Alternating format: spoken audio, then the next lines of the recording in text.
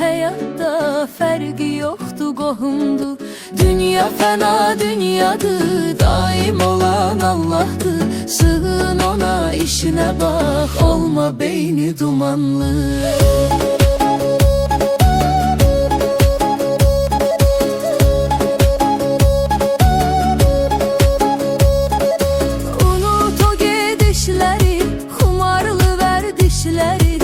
Üç gün ömrün qalıb, tərk elə pis işləri.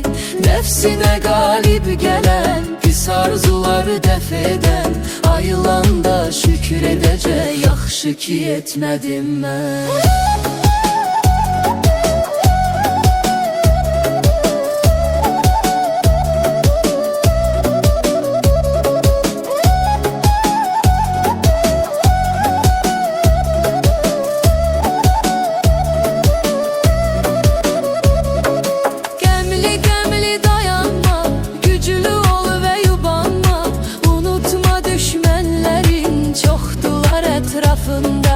Alma onları vecə, fikirləşsə hər gecə.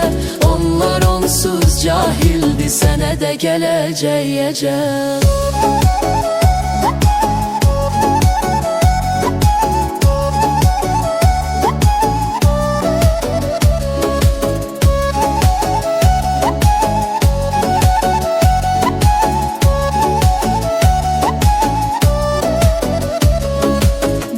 Sözü bitirim, son nəsihət edim. Yüngülə getmə çalış, qoy yanmasın ürəyin. Sonra dərdi çəkənsən, meyvə lazım gülənlər.